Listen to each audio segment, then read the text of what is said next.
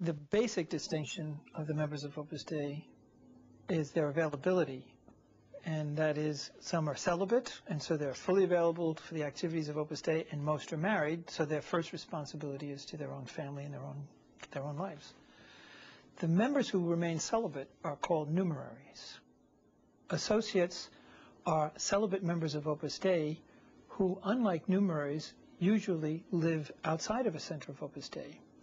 They are also as completely available as they can be to the activities of Opus Dei, though they may have obligations toward family that doesn't allow them to be entirely available as a numerary is, but they are celibate members. The supernumeraries actually, in Opus Dei, epitomize what the spirit of Opus Dei is all about, because they're out there in the middle of the world doing everything like every other Catholic is doing.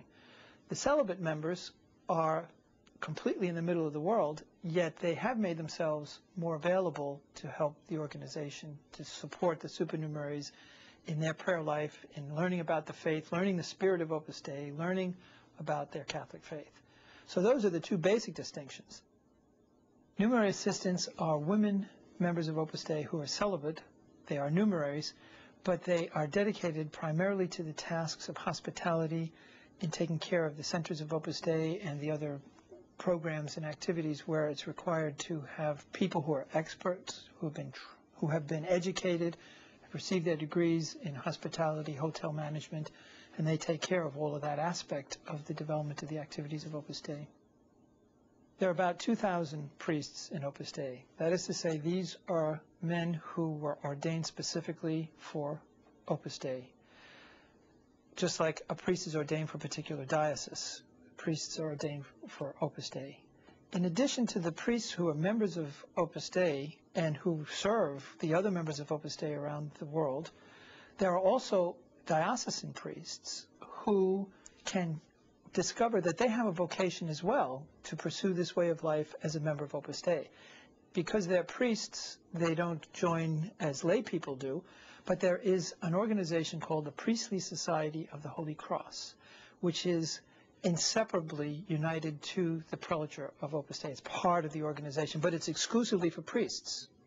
The members of that organization are the priests who are in the prelature of Opus Dei and other diocesan priests who join, remaining in their own dioceses under their own bishop, not changing anything of their situation within the church, but they come to Opus Dei, to the Priestly Society of the Holy Cross, in order to receive the same benefits as the lay people.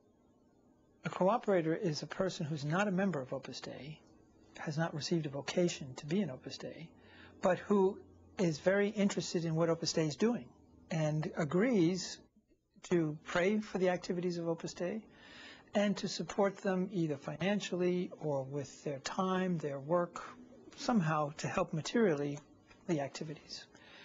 A person becomes a cooperator by asking if they can, and they are appointed a cooperator, and they agree then to undertake these responsibilities. In return for that, of course, people in Opus Dei pray for the people who are cooperators, and the Church grants cooperators particular graces for the work that they're doing and collaborating with Opus Dei. Anybody can be a cooperator. You don't have to be Catholic. You don't have to even be Christian. You could be Jewish, you could be Muslim, you could be Buddhist, you could be atheist. Now, in the cases of people who don't believe in God, they're not going to pray for Opus Dei, obviously, which is one of the things a cooperator ordinarily does, but they are in spirit supporting Opus Dei as well as materially.